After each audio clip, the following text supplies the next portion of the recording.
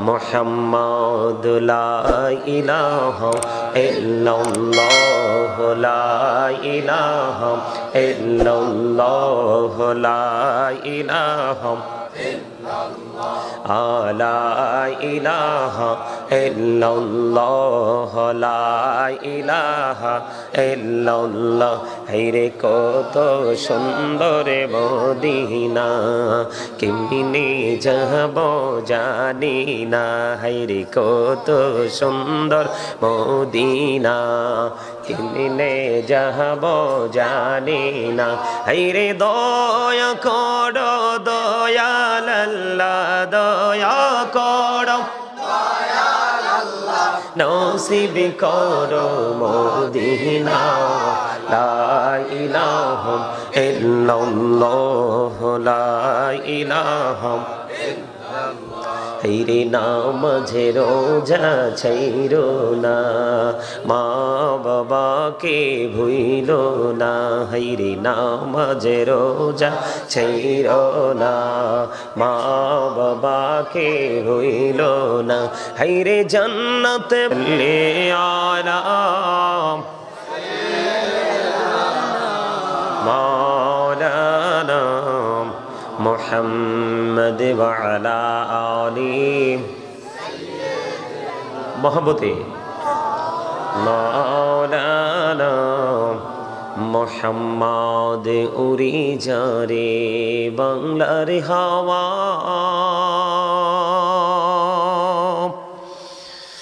যাওরে সোনার মদিনা উড়ি যারে রাতের হাওয়া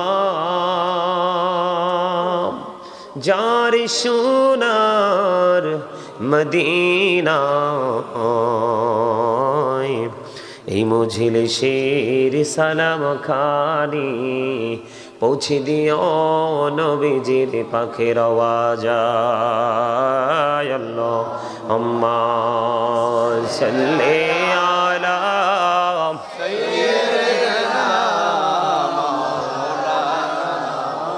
মুহাম্মদ ওয়া আলা আলি সাইয়্যিদিনা মাওলানা মুহাম্মদ আশিকি হইয়া পড়ো দুরূদ মাশুক তোমার মদিনায় আশিকি হইয়া পড়িলি দরুদ যাইবা সোনার মদিনায় আল্লাহুম্মা সাল্লি আলা মুহাম্মাদে মুহাম্মদ ওয়া আলা আলি সাইয়্যিদিনা মাওলানা মুহাম্মদ নবীর প্রেম ছেড়ে মানুষ ও তোমরা কোথায় আছো বুঝি না তোমার মায়ায় কাঁদছে নবীজি শুয়ে সোনার মদিনায় আল্লাহুম্মা সাল্লি আলা মাওলানা মুহাম্মদ ওয়া আলা আলি সাইয়্যিদিনা মাওলানা মুহাম্মদ ছেলে মাকে ভুলতে পারে মা তো ছেলেকে ভুলে না বিপদের কান্ডারি গো নবীজি তুমি আমাদেরকে ভুলো না আল্লাহুম্মা সাল্লি আলা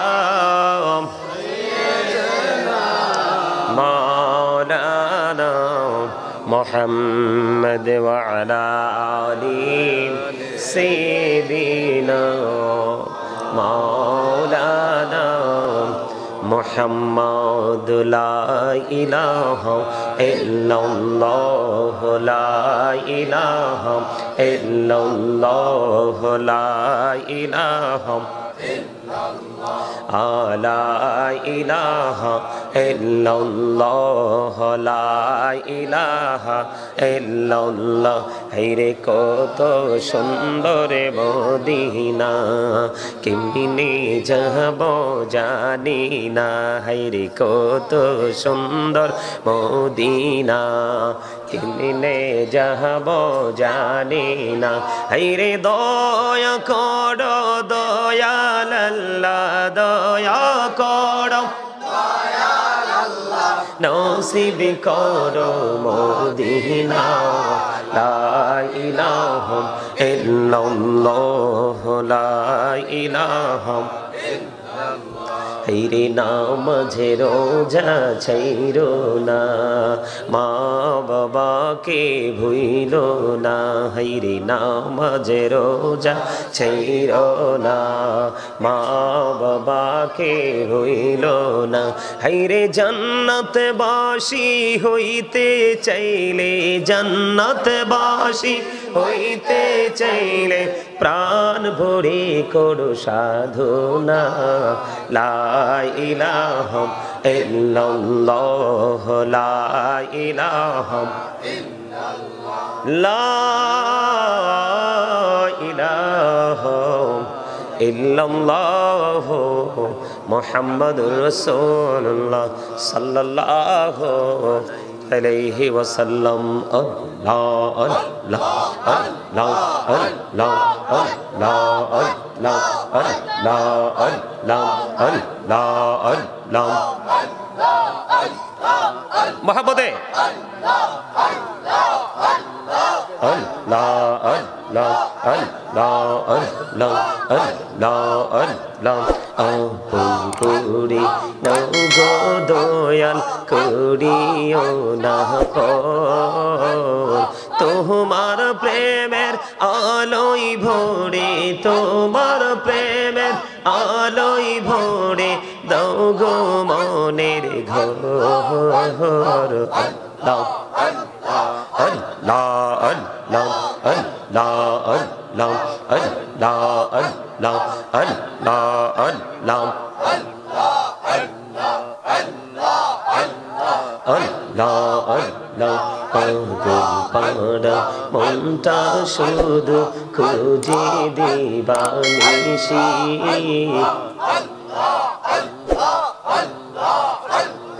পাগল পাড়া মনটা শুধু খুঁজে দিবানিশি কেমন করে বলবো গো দয়াল কেমন করে বলবো গো দয়াল তোমায় ভালোবাসি আল্লাহ আল্লাহ আল্লাহ আল্লাহ আল্লাহ আল্লাহ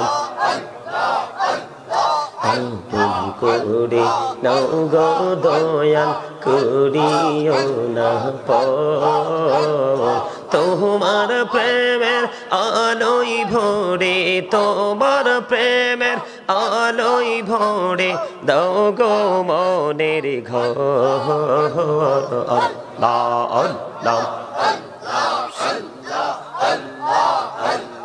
আল্লাহ আল্লাহ এই নামেতে এত মধু এই নামেতে এত মধু জাহানিনি তো আগের দয়াল জাহানিনি তো আগে যতই জপি নামটি তোমার যতই জপি নামটি তোমার তহু তুই মধুর লাগে রে দয়াল তহু তুই মধুর লাগে আল্লাহ আল্লাহ আল্লাহ আল্লাহ আল্লাহ আল্লাহ জীবন গড়িয়া করছির গুনাহ জীবন গড়িয়া করছির গুনাহ ক্ষমা করে দাও রে দয়াল ক্ষমা করে দাও হায়রে গুনাহ গলেম ক্ষমা করিয়া গুনাহ গলেম ক্ষমা করিয়া কবুল করে নাও রে দয়াল কবুল করে নাও আল্লাহ আল্লাহ লা ইলাহা ইল্লাল্লাহ মুহাম্মাদুর রাসূলুল্লাহ সাল্লাল্লাহু আলাইহি ওয়াসাল্লাম।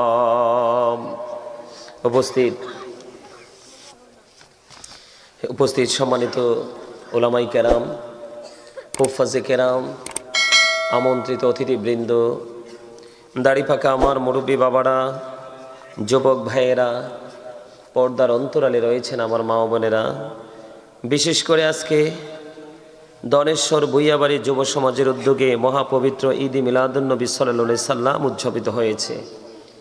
এই ঈদ মিলাদুন্নবী সাল্লাল্লাহু আলাইহি সাল্লাম উদযাপন উপলক্ষে আজকে যারা টাকা দিয়ে, পয়সা দিয়ে, অর্থ দিয়ে, বুদ্ধি দিয়ে, শ্রম দিয়ে সার্বিক সহযোগিতার মান সাজিয়েছেন এবং আপনারা যারা উপস্থিত হয়ে এই জান্নাতের বাগানের যেই মর্যাদা, যে ইজ্জতকে আপনারা কি করেছেন, বৃদ্ধি করেছেন, আপনাদের সকলের প্রতি আমার আন্তরিক সালাম। আসসালামু আলাইকুম ওয়া রাহমাতুল্লাহি ওয়া বারাকাতুহু। সম্মানিত উপস্থিতি, আসলে কোরআন হাদিসের কথাগুলো এতটাই যে মধুর হয়, কণ্ঠ ভালো হোক বা না হোক, যদি তার সিনায় রাসূল প্রেম থাকে, সে যেইভাবেই কথাগুলো বলুক, সেই প্রেমের কারণে তার কথাগুলো এমনিতে অপূর্ব সুন্দর হয়ে যায়। এমনিতে এগুলোকে অপূর্ব সুন্দর লাগে। যেটা আমার রাসূলকে ঘিরে, রাসূলকে কেন্দ্র করে যে আলোচনা হয়, যে জলসা হয়, যে মজলিস সাজানো হয়, সেটা এমনিতে কি হয়ে যায়, সুন্দর হয়ে যায়, অত্যন্ত বিউটিফুল, যেটাকে বলা হয় ভেরি বিউটিফুল। সুবহানাল্লাহ বলেন।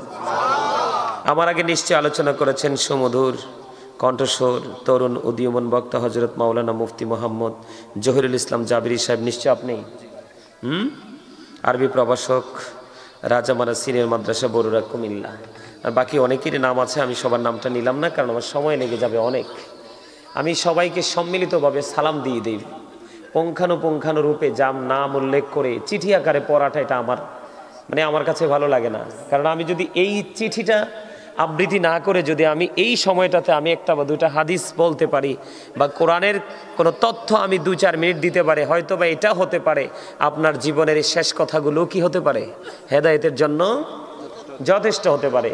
তো সম্মানিত উপস্থিতি, আসলে এই যে প্রোগ্রামটা আজকের, এই সময়ে কিন্তু প্রোগ্রাম রাখার কথা না, একেবারেই অল্প সময়। আমার গতকালকে প্রোগ্রাম ছিল বগুড়াতে, বগুড়া সিটিতে। তা আমি 27 তারিখে গ্যাপ রাখছি। আমি আবার ওই একদিনে 2-3টা প্রোগ্রাম নিয়ে ব্যস্ত থাকে, এটা আবার আমার পছন্দ না। কারণ মানুষ কাজের জন্য বাঁচে না, বাঁচার জন্য কাজ করে। আমি এমন কাজ করব না যেটার জন্য আমাকে এফেক্টেড হতে হয়। আপনারা বলেন, আমাদের দেশে অনেক আলোচক বক্তারা আছে না, হয়তো সে প্রোগ্রাম করে চলে যায়, কিন্তু চিরদিনের জন্য একটা কলঙ্ক নিয়ে যায়। আছে কি আছে না? নেগেটিভ একটা ক্লেম তার উপর আরোপ করা হয়, সে সেটা নিয়ে যায়। আসলে আমাকে যারা কাছে থেকে দেখেছে, জেনেছে, বুঝেছে, তারা জানে আমার মিশন কিন্তু প্রতিদিনই, আমি যদি চাই প্রতিদিন 4টা করে প্রোগ্রাম করতে পারবো, যদি আমি চাই। মানুষ এত ভালোবাসে, কিন্তু আমি একটাতেই সন্তুষ্ট। তার কারণ এখানে কিন্তু কম্পিটিশন করার জায়গা না। এই জায়গাটা, এটা প্রফেশনালি একটা টিচিং প্রফেশন। এই যে আমার ভাই, উনি মাদ্রাসায় সীমাবদ্ধ একটা এরিয়াতে অলওয়েজ কন্টিনিউয়াসলি তিনি টিচিং দিয়ে যাচ্ছে। কিন্তু এটা এত বড় একটা, কি বলবো, আমি এটাকে এক্সক্লুসিভ বলি। আমার কাছে এই প্লেসটাকে এক্সক্লুসিভ একটা প্লেস হিসাবে মনে হয়।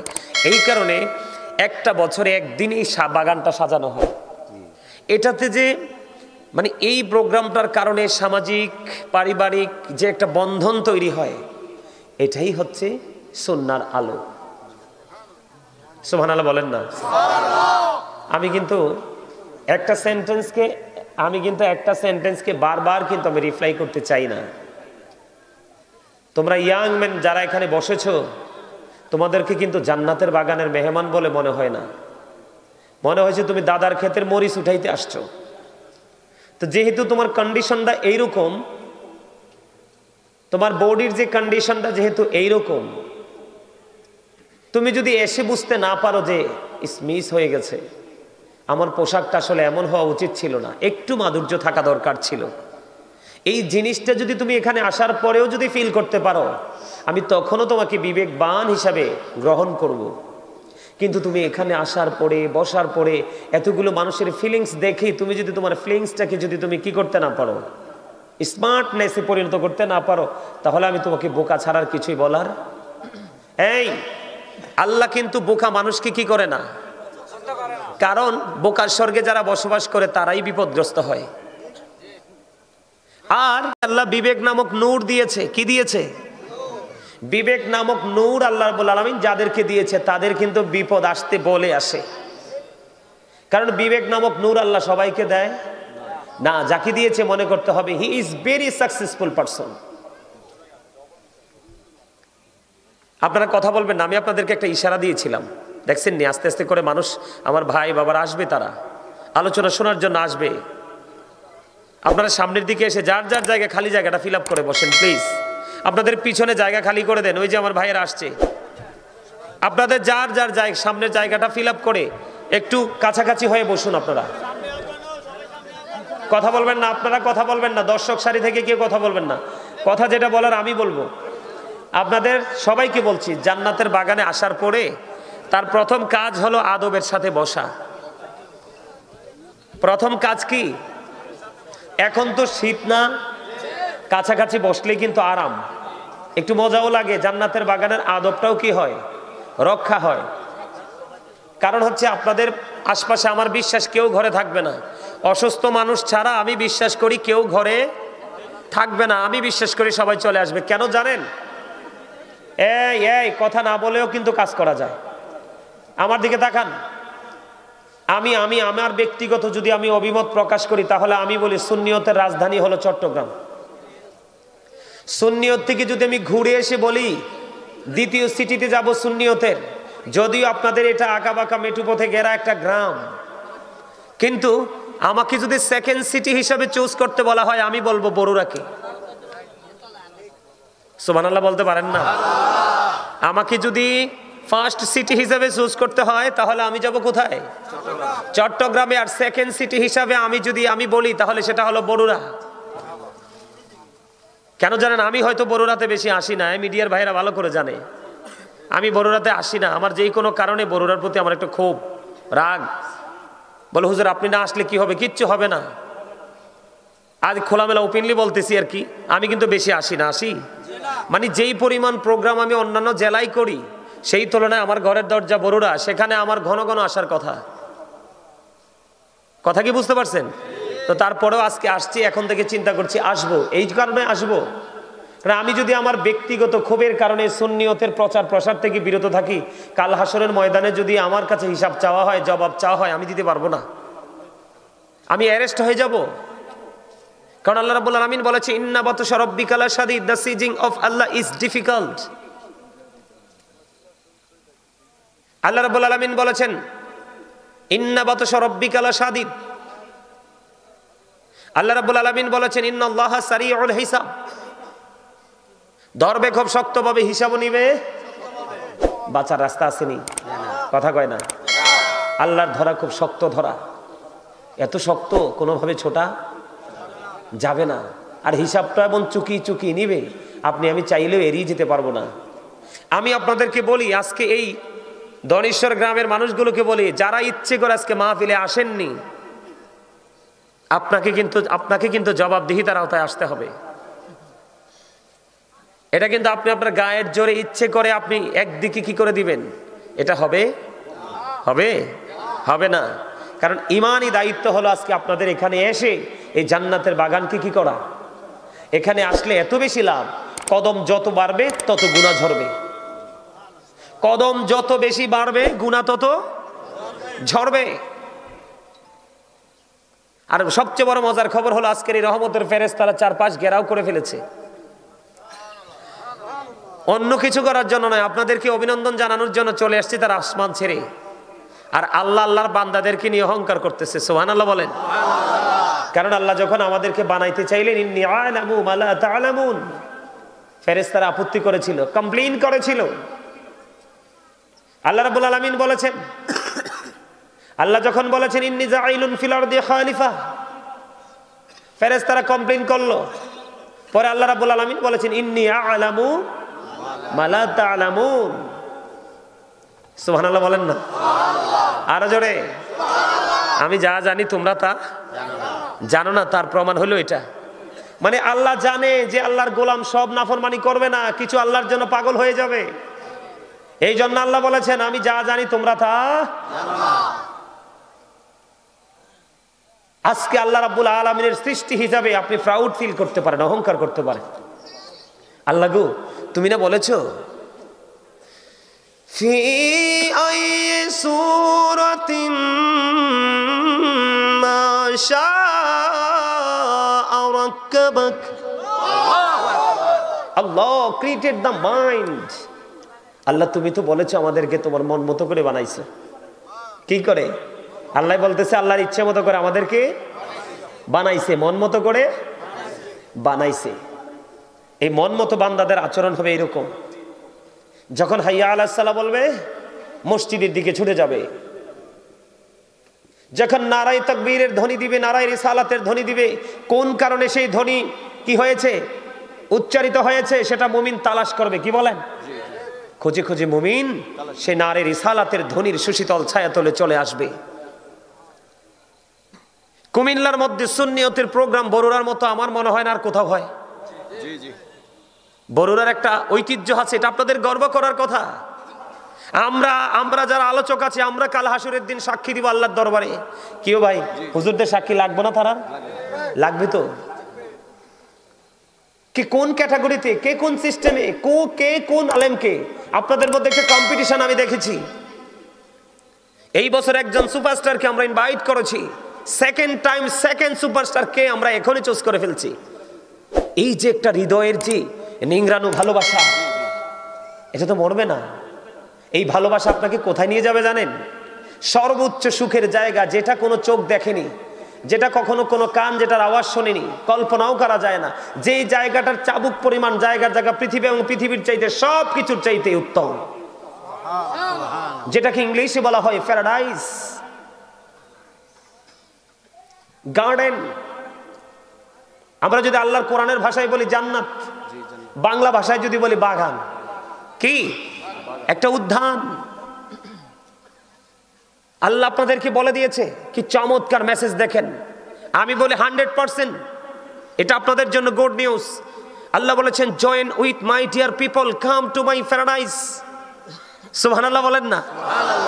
আল্লাহ বলেছেন join with my dear people, come to my paradise, ফাদখুলি ফি ইবাদি ওয়াদখুলি জান্নাতি। বলে কে? আরো কত মজার খবর। আল্লাহ বলে তোমার যার জন্য প্যারাডাইস ইয়ে হয়ে যাবে, বাজেট হয়ে যাবে। কি হয়ে যাবে? যার জন্য বরাদ্দ হয়ে যাবে জান্নাত।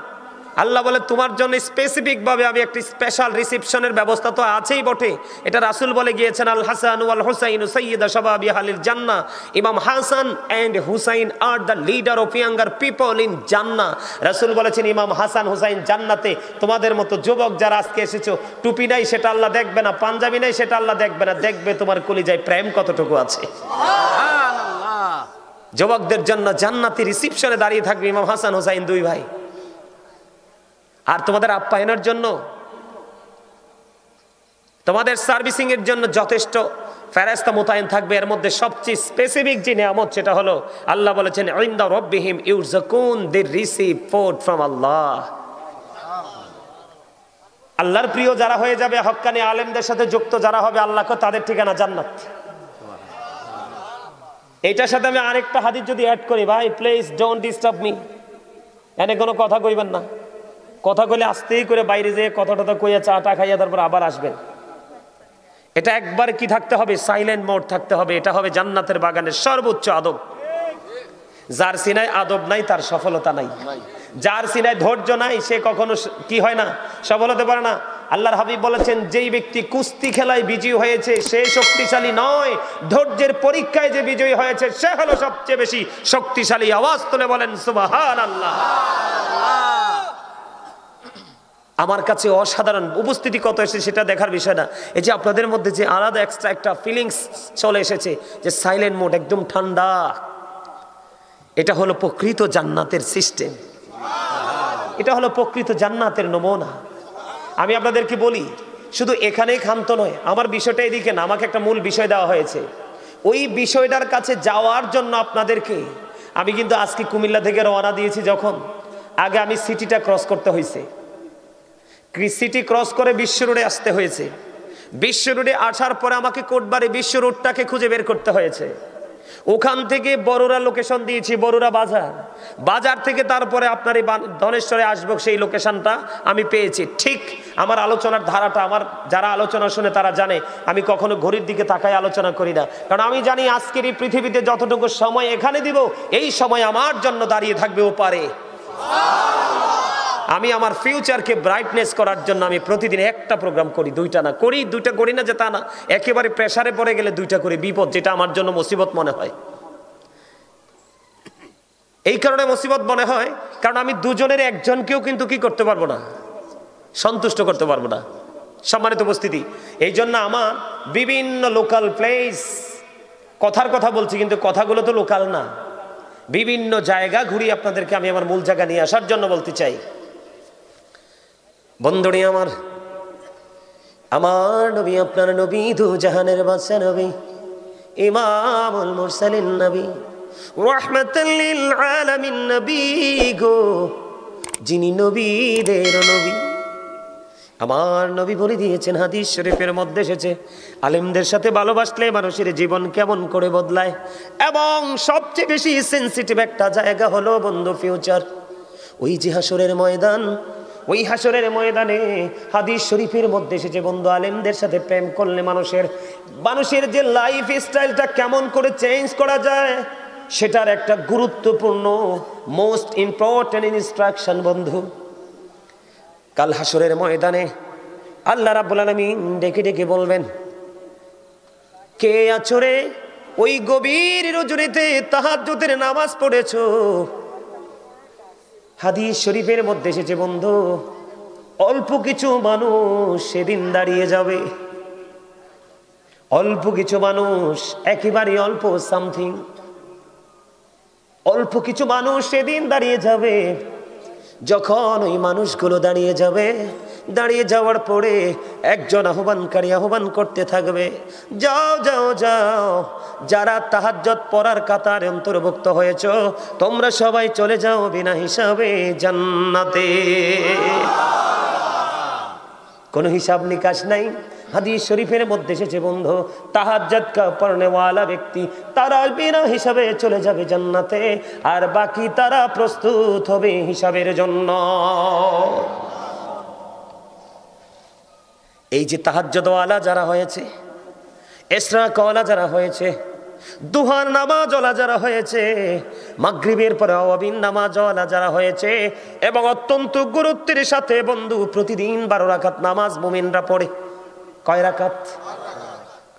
আমি কিন্তু আপনাদেরকে, আলেমদেরকে ভালোবাসলে জীবনের পরিবর্তন কেমন করে আসে, প্রত্যেকটা ধাপ কিভাবে বন্ধু সূক্ষ্মভাবে অতিক্রম করা যায়, ওই জিনিসটা বোঝানোর জন্য আমি আপনাদেরকে বলে দিতে চাই বন্ধু, প্রতিদিন মুমিন ফরজ ওয়াজিবের পাশাপাশি এমন 12 রাকাত সুন্নাত নামাজ আছে রে, ওই 12 রাকাত সুন্নাত নামাজ যদি যথাযথভাবে আদায় করতে পারে, আল্লাহর হাবিব বলে দিয়েছেন, ও আমার উম্মত, আল্লাহর প্রিয় বান্দারা, হৃদয়ের জানালা খুলে তোমরা সবাই শোনো। আল্লাহর হাবিব জানিয়ে দিয়েছেন বন্ধু, আল্লাহ রাব্বুল আলামিন ওই 12 রাকাত নামাজ পড়নেওয়ালা বান্দার জন্য আল্লাহ রাব্বুল আলামিন নিজেই তিনি জান্নাত তৈরি করে রেখেছে। জান্নাতের মধ্যে স্পেশাল ভাবে ঘর তৈরি করা আছে। এই নামাজগুলো কি আমি আপনাদেরকে বলি বন্ধু, এই নামাজ জোহরের নামাজের মধ্যে আছে 6 রাকাত।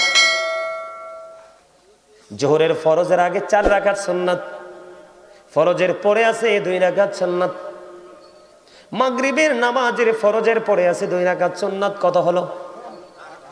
8 রাকাত। এশারের নামাজের পরে জামাত 4 রাকাত, ফরজের পরে আছে 2 রাকাত, আর ফজরের আগের যে 2 রাকাত, এই 12 রাকাত নামাজ। জোরে জোরে সুবহানাল্লাহ। যে ব্যক্তি মনোযোগ সহকারে অত্যন্ত ধৈর্যের সাথে আদবের সাথে এই সুন্নাত নামাজগুলো পড়বে, ওই ব্যক্তির জন্য আল্লাহ রাব্বুল আলামিন জান্নাতে নিজে ঘর বানাবে। ওই আল্লাহর প্রিয় বান্দাদের জন্য সুন্নাতের মর্যাদা আছে না নাই? কি বুঝতে পারলেন? এখন কিন্তু আপনার আমার মাঝে সুন্নাত নামাজ পড়ার মানুষ খুবই কম, আছে না নাই? আরো জোরে বলেন। বন্ধুরে আমার, এই কারণে বললাম এই শিক্ষাগুলো আমরা অর্জন করে কার থেকে? আলেমদের থেকে। কার থেকে? আলেমদের থেকে আমরা শিক্ষাগুলো অর্জন করি। এই শিক্ষার পাশাপাশি আপনি আলেমদেরকে যদি সত্যিকার অর্থে ভালোবাসেন, তাহলে আপনাকে একটা কাজ করতে হবে। সেই কাজটা হলো, আপনার আমার সমাজের মধ্যে কিন্তু একটা দোষণীয় কাজ বিকট আকারে বৃদ্ধি পেয়েছে। জানেন কি জানেন না? এটা কোনটা বলবো নি? বাবা মার সাথে দুর্ব্যবহার, আছে না নাই? আপনাদের এই ধনেশ্বরে আসেনি? বরিরা ধনেশ্বর গ্রামে আসেনি? আছে বন্ধু। আমি আজকে আপনাদেরকে বলবো, আমরা আলেমদেরকে ভালোবাসি ঠিক, সৌদও খাই ঠিক, আলেমদেরকে ভালোবাসি ঠিক, পরের হক নষ্টও করি ঠিক, আলেমদেরকে ভালোবাসি ঠিক, মিথ্যা বলাও ঠিক, আলেমদেরকে ভালোবাসাও ঠিক, সুদ খাওয়াও ঠিক, আলেমদেরকে ভালোবাসা ঠিক, ঘুষ খাওয়াও ঠিক। আমার ভাই একটু আগে আপনাদেরকে আগামী বছর মাহফিলের জন্য একটু সাহায্য চেয়েছে। উনি যেই পরিমাণ ভাবে, যেই সুন্দর করে আপনাদেরকে চেয়েছে, আপনারা কিন্তু সেই পরিমাণে দিতে পারেননি। কিন্তু আলেমদেরকে ভালোবাসেন। উনি কিন্তু বলেনি যে আপনি বাড়ি বিক্রি করে দেন, সন্তানের হক নষ্ট করে দেন, আপনার ক্ষতি করে দেন। তিনি কিন্তু এটা বলে না যেই দানের মধ্যে আপনার জন্য ইহসান আছে সেটাই দেন। কথা বলেন না? আমরা ভালোবাসি ঠিকই, কিন্তু ভালোবাসার বাস্তবতা কিন্তু আমাদের মাঝে দেখতে পাই না। এর মধ্যে সবচেয়ে বড় জঘন্য এবং নোংরা, সবচেয়ে ঘৃণিত, সবচেয়ে নিকৃষ্ট একটা কাজ হলো পিতা মাতার কলিজায় বন্ধু আগুন দেওয়া। আল্লাহ রাব্বুল আলামিন বলেছেন, ওয়া'বুদুল্লাহ ওয়া লা তুশরিকু বিহি শাইয়্যান ওয়া বিল ওয়ালিদাইনি ইহসানা। জোরে জোরে বলেন আল্লাহু আকবার।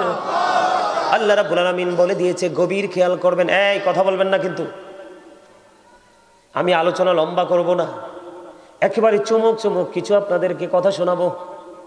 আপনাদের যেন বুঝতে কোনো অসুবিধা না হয়, আপনাদের আবার যেন কষ্ট না হয়। গ্রামের মানুষ কিন্তু কর্মজীবী, শ্রমজীবী, কৃষিজীবী, ঠিক কিনা বলেন? এগুলো কিন্তু আমাদের মাথায় রেখে কাজ করতে হবে।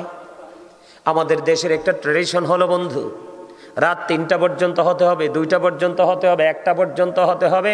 এখান থেকে বাড়ি আসতে হবে আমাদেরকে। দিন দিন মানুষ উইক হয়ে আসছে, দিন দিন মানুষ দুর্বল হয়ে আসছে, কাজের প্রতি মানুষের আগ্রহ বাড়াতে হচ্ছে। দিন যত যাচ্ছে মানুষের জীবন মান ততটাই চ্যালেঞ্জিং হয়ে যাচ্ছে। এই জন্য আপনাকে আমাকে প্রোগ্রামগুলোকে সাজানোর সময় ডিজাইনেবল করতে হবে। সকালে ফজরের যেন ক্ষতি না হয়, সকালবেলা কৃষকের কাজের যেন ক্ষতি হয়, উনি একজন টিচার, ওনার টিচিংয়ের জন্য যেন কোনো অসুবিধা না হয়, সব কিছু মিলিয়ে আলোচনা করতে হবে।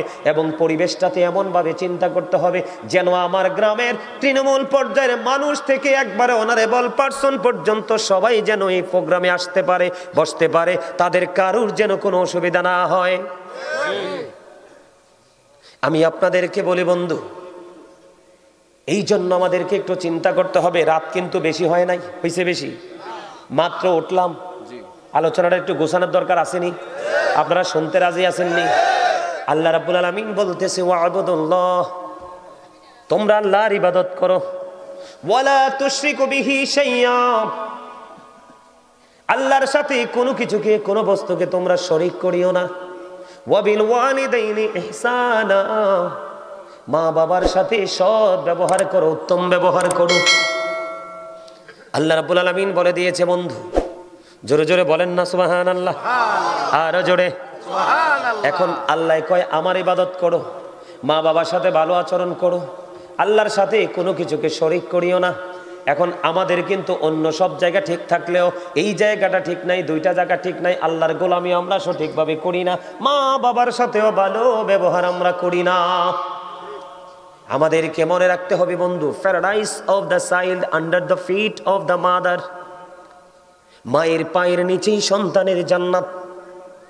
এখন মায়ের পায়ের নিচে যে সন্তানের জান্নাত, এই জায়গাটা বাবা মা বুঝাইতে হবে সন্তানকে, কারণ সন্তান অটোমেটিক্যালি সবকিছু শিখবে না। এই জন্য আমি বলি every parent should take care their children very carefully. প্রত্যেকটা পিতামাতার উচিত তাদের সন্তানের দায়িত্ব যত্ন সহকারে পালন করা। আর আমরা সন্তান হিসাবে আমাদের উচিত we should Obi our parents. আমাদের প্রত্যেকের উচিত আমাদের পিতা মাতাকে মান্য করা। এই জায়গাটাতে যদি আপনি আমি আসতে চাই, উভয় যদি আসতে চাই, তাহলে একটা টেকনিক আমরা অবলম্বন করব, যেটা একেবারে ভেরি সিম্পল। সেটা হলো আল্লাহ রাসূল বলেছেন, আদিবু আওলাদাকুম আলা সালাতি খিসালিন হুব্বি নবিকুম ওয়া হুব্বি আহলি বাইতিহি ওয়া আলা কিরাতিল কুরআন। আল্লাহর হাবিব বলেছেন, তোমরা তোমাদের সন্তানদেরকে তিনটি বিষয় শেখাও। একটা হলো হুব্বি নবিকুম, নবীর প্রেম, teach the love of the prophet. কারণ নবীর প্রেমের মধ্যে যদি তুমি তোমার সন্তানকে ঢুকাইতে পারো, তাহলে নবী যে হাদিস শরীফ গুলো বয়ান দিয়েছে সবগুলো তোমার সন্তানের ছিনায় অটো ঢুকবে। কথা বলে না?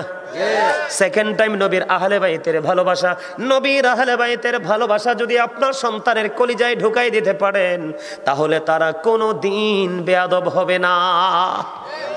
কথা বলে না? আমি ওই দিন ওয়াজে বলছিলাম কিনা জানি না, কোথায় যে গতকালকে সম্ভবত বলেছি, না জানি তার আগের দিন। বন্ধুরে আমার, আহলে বাইতের কাজ যদি আপনার সন্তানকে আহলে বাইতের প্রেমটা শিখাতে পারেন, আপনার সন্তান হয়ে যাবে একেবারে সফট, নরম। কেমন? ইমাম হাসান হুসাইন দুই ভাই, তাদের জীবন থেকে যদি বন্ধু একটা শিক্ষা আমি আপনাদেরকে দেই। একদিন দুই ভাই বের হলেন সফরে। বের হওয়ার পরে দেখতে পাইলেন, এখানে আমাদের মধ্যে আমি সবচেয়ে মুরব্বী দেখতে পাই আমার দাদু ভাইকে। ওনার মতো একজন মুরব্বী, সাপোজ ওই যে আরেকজন আছে ওখানে, এইরকম মুরব্বী অজু বানায়। ইমাম হাসান হুসাইন দুই ভাই বন্ধু দেখতে পাইলেন মুরব্বী দাদুর অজু কিন্তু হয় না। এবার দুই ভাই মিলে চিন্তা করতেছে যে মুরব্বী দাদুর তো ভাইয়া অজু হয় না, এখন দাদুকে কৌশলে অজু শিখিয়ে দিব। এবার কি করলেন? ও বড়রা, দনীশ্বরের আমার ভাই, আমার বাবারা, বিশেষ করে আমার যুবক বন্ধু, তোমাদেরকে বলছি আমি, কারণ তোমরা রাগ করো না। আমরা যখন যুবক ছিলাম, উনি যখন যুবক ছিল, আমরা মুরব্বীদেরকে দেখলে একটু আতঙ্কিত থাকতাম। এখন তোমাদের মতো যুবকদেরকে দেখলে মুরব্বীরা আতঙ্কিত হয়ে যায়, ইভেন আমি নিজেও আতঙ্কিত হয়ে যাই। ঠিক না বলেন? কেন? তোমাদেরকে দেখলে মুরব্বীরা ভয় পাবে। এখন ছেলেদেরকে মুরব্বীরা দোয়া করতে চায় না, সামনে যদি না বলে পিছন গিয়ে বলে সে বেয়াদব। কেন জানো নি? এটার কারণ হলো, সবচেয়ে বড় রোগ হলো তোমাদের একটা কারণ হলো বন্ধু, তোমরা আমার নবীর যে আদর্শ, নবীর যে শিক্ষা তুমি লালন করনি, ধারণ করনি, বাস্তবায়ন করনি, তুমি ধারণ করেছো বেঈমান কাফেরদের সংস্কৃতিকে। আল্লাহ রাব্বুল আলামিন পবিত্র কালামে হাকিমে বলে দিয়েছেন, ইন্নাল কাফিরিনা কানু লাকুম আদুওয়াম মুবিনা। আল্লাহ বলেছেন, the heretics are the eternal enemy of the believers. ইমানদারদের প্রকাশ্য শত্রু হলো বেঈমানেরা, তাদেরকে ফলো করা যাবে না। এরে বড়রা, ধনীশ্বরের যুবক, আমরা মুসলমান, রক্তগুলো টকবক টকবক করে উতরাইতেছে রে। গতকালকে তাজা আমার একটা ভাইকে হিন্দুরা হত্যা করে ফেললো। কথা বলো না কেন? আজকে মুসলমান কান্ট্রিতে থেকে কেমন করে বিধর্মীরা আমাদের এই মুসলমানকে আঘাত করার সাহস পায়? এটার কারণ হলো, তুমি গোপনে গোপনে খবর নিয়ে চাইয়া দেখো, পিছনে তোমার আমার মতো নামদারি মুনাফিক মার্কা মুসলমান ইন্ধন দিচ্ছে।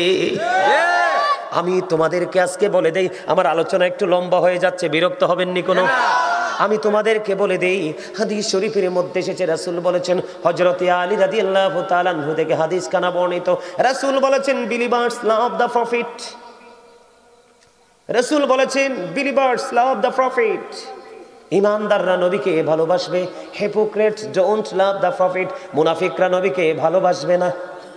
আল্লাহর কোরআন খুলে চোখ মেলে চাইয়া দেখলাম, আল্লাহ রাব্বুল আলামিন পবিত্র কালামে হাকিমে তিনি অত্যন্ত চমৎকার ভাবে বলে দিয়েছেন, ইন্নাল মুনাফিকিনা ফিদ দারকিল আসফালি মিনান নার। আল্লাহ রাব্বুল আলামিন বলে দিয়েছেন, the hypocrites will be in the lowest place of hell. মুনাফিকরা জাহান্নামের একেবারে সর্বনিম্ন স্তরে থাকবে। আর যেই মুসলমান তোমাকে গিলে খাওয়ার জন্য চেষ্টা করতেছে, যেই মুসলমান তোমার সংস্কৃতিকে ধ্বংস করে দিচ্ছে, ব্রাশকে বন্ধু মেসওয়াককে হত্যা করে ব্রাশ ধরাই দিছে, ফুরকানিয়া মাদ্রাসাকে বন্ধ করে কিন্ডারগার্টেন ঢুকাই দিছে, মহিলাদের পর্দাশীল পোশাককে কেড়ে নিয়ে পাতলা পোশাক ঢুকাই দিছে। নবী বলছে যেই নারী পোশাক পরার পরে, যেই পুরুষ পোশাক পরার পরে লজ্জাস্থান দেখা যায়, দুইটাই ল্যাংটা। আছে না নাই? এই যে দুষ্টামিগুলো, ফাইজলামিগুলো, এই জন্য আমি তোমাদেরকে বলতে চাই, ওখান থেকে বের হয়ে আসো, নবীর প্রেমের জগতের দিকে ঢুকো। দেখবা তোমার দু চোখে শুধু প্রেম আর প্রেম, ভালোবাসা, হিংসার লেশ মাত্র নাই। যেমন এক্সাম্পল ইমাম হাসান হুসাইন দুই ভাইয়ের জীবন থেকে ছোট্ট একটা এক্সাম্পল। দাদুভাই অজু বানাইতেছে, কিন্তু দাদুভাইয়ের অজু হয় না, অজুটা ভুল হচ্ছে, অজুটা ঠিকঠাক হচ্ছে না। এবার ইমাম হাসান হুসাইন দুই ভাই ডেকে ডেকে বলে, ভাইয়া বুড়ো দাদু ভাই অজু বানায়, তার অজু তো হয় না, দুই ভাই দাদু ভাইকে আজকে অজু শিখাবো, চলো। এবার কিনে অটোমেটিক চলে গেলেন। বন্ধুরে আমার, দুই ভাই গেলেন, যায় দাদুকে সালাম দিলেন, দাদু সালামের জবাব দিলেন। দাদু সালামের জবাব দেওয়ার পরে প্রেম বিনিময় হলো, কে কেমন আছে জিজ্ঞাসাবাদ হলো, সব কিছু সম্পূর্ণ হয়ে গেল। হওয়ার পরে আবার ইমাম হাসান হুসাইন দুই ভাই একটা ডাক দিয়ে বললেন, দাদু দাদু গো, আজকে আপনাকে একটা ফয়সালা দিতে হবে গো দাদু, একটা বিচার আজকে আপনাকে করতে হবে। কি গো দাদু, আমি তো মুরব্বী মানুষ, দাদু আপনি পারবেন ফয়সালা দিতে? দাদু দাদু গো, আমরা দুই ভাই মিলে অজু বানাবো, আপনি শুধু বলবেন আমরা দুই ভাইয়ের অজুর মধ্যে কার অজু বেশি সুন্দর। আমার নবীর কলিজার টুকরা, জান্নাতে আমাদের লিডার। নবীজি বলেছেন, Imam Hasan and Husain are the leader of younger people in Jannah. জোরে জোরে কন্যা সুবহানাল্লাহ। এবার দুই ভাই মিলে, আমার আলোচনার বিষয়টা এটা না, বোঝানোর জন্য বলছি, জাস্ট একটা টেকনিক আপনাদেরকে শিখিয়ে দিলাম। সফটনেস যদি আপনি আপনার মধ্যে প্রতিষ্ঠিত করতে চান, কি করতে হবে? এবার দুই ভাই অজু বানালো। অজু বানানোর পরে বুড়ো দাদু একটা ডাক দিয়ে বলল, দাদু দাদু গো, কে গো তোমরা? এত সুন্দর তোমাদের নুরানি চেহারা, এত মিষ্টি তোমাদের আচরণ, এত সুন্দর তোমাদের অজু বানানোর স্টাইল, আমি বুড়ো হয়ে গেছি, আমার জীবনে কোনোদিন এত সুন্দর অজু তো দেখিনি। দাদু আমি ফয়সালা দিয়ে দিলাম, তোমরা দুই ভাইয়ের অজু টাই হয়েছে অত্যন্ত চমৎকার, আমি বুড়ো দাদুর অজুটাই হয় না। আর আমাদের এখনকার ছেলেরা যদি দেখতো নেগেটিভ কোনো কিছু, কইসা বুইরা হইয়া গেছে না, কাজই করতে জানে না, কথা বলে না। যদিও ভাষাটা মিডিয়ার সামনে এভাবে বলাটা উচিত হয়নি, না বলেও তো উপায় নাই, এরকম ভাবে কমেন্টস করি না আমরা। কিন্তু যদি আমাদের মধ্যে ওই যে নবীজি বলেছেন, অহব্বি আহলে বাইতিহি, টিচ ফ্যামিলি লাভ, নবীর পরিবারের ভালোবাসা শেখাও। এরপরে বলেছেন, ওয়া আলা কিরাআতিল Quran, the holy Quran, learn to recite the holy Quran. রাসূল জানিয়ে দিয়েছে, তোমরা তোমাদের সন্তানদেরকে কোরআন শিখাও, কোরআন বোঝাও। আজকে যদি আপনার সন্তান কোরআন সম্পর্কে ইনস্ট্রাকশন জানা থাকতো, তাহলে কিন্তু আজকে একটা সন্তানও পিতামাতাকে কষ্ট দিত না। আল্লাহর কোরআন খুলে দেখলাম বন্ধু, আল্লাহর কোরআন খুলে দেখলাম আমি, আল্লাহ রাব্বুল আলামিন বলেছেন, তোমরা পিতামাতার সাথে এমন আচরণ করো, জীবদ্দশায় কোনোদিনও যেন বাবা মা তোমাদের দ্বারা শব্দটা যেন তারা না বলে। সুবহানাল্লাহ বলেন না কেন? আর ওই দিক দিয়ে আল্লাহ বলেছেন কি, ওয়াবিল ওয়ালিদাইনি ইহসানা, পিতামাতার সাথে কি করো? কথা বলেন না কেন? ভালো ব্যবহার করো, মিষ্টি ব্যবহার করো। কার অর্ডার? এখন যদি আমরা এই ব্যবহারটা করতে না পারি, আমাদের জীবন বাঁচবে না। দেখেন আল্লাহর হাবিব বলে দিয়েছেন, বন্ধু আমার দিকে তাকান, হযরতে আবু আব্দুর রহমান আব্দুল্লাহ ইবনে মাসউদ রাদিয়াল্লাহু তাআলা আনহু থেকে হাদিস কানা বর্ণিত, আমার নবীজি জানিয়ে দিলেন, আমার নবীকে বন্ধু প্রশ্ন করা হলো, ইয়া রাসূলুল্লাহ, ইয়া হাবিবাল্লাহ, নবী গো, ও প্রাণের নবী, আল্লাহর কাছে সবচেয়ে প্রিয় কাজ কোনটা? আমার নবীজি আল্লাহ রাব্বুল আলামিন, আমার নবীজি জানিয়ে দিলেন, সময় মতো নামাজ আদায় করা। তারপরে কোনটা? ইয়া রাসূলুল্লাহ, ইয়া হাবিবাল্লাহ, নবী গো, তারপরে কোনটা? নবীজি বলে দিয়েছেন, বাবা মার সাথে মিষ্টি ব্যবহার। তারপরে কোনটা? তারপরে বলা হয়েছে দ্বীনের জন্য যুদ্ধ করা। আমাদের দ্বীনের জন্য এখনো যুদ্ধ করার সময় হয় নাই। তার কারণ হলো ইমাম হুসাইন আমাদেরকে 61 হিজরিতে মুক্ত করে দিয়ে গেছে। আমি যদি বন্ধু তার উল্টো দিকের একটা হাদিস শরীফ আপনাদেরকে বলি, আল্লাহর হাবিবকে যখন প্রশ্ন করা হলো, আল্লাহ ইয়া রাসূলুল্লাহ ইয়া হাবিবাল্লাহ, আল্লাহর কাছে সবচেয়ে পছন্দের কাজ কোনটা? তখন আমার নবী জানিয়ে দিলেন আল্লাহর সাথে কি করা? শিরক করা এবং পিতা মাতার কলিজায় আগুন দেওয়া, পিতা মাতার অবাধ্য হওয়া। আমার নবীজি হেলানরত অবস্থায় ছিলেন। হেলানরত অবস্থা থেকে তিনি বললেন, এবার বললেন মিথ্যা কথা বলা এবং মিথ্যা সাক্ষী দেওয়া। আপনি দেখবেন সমাজের মধ্যে, জাতির মধ্যে, বন্ধুর মধ্যে, বন্ধনের মধ্যে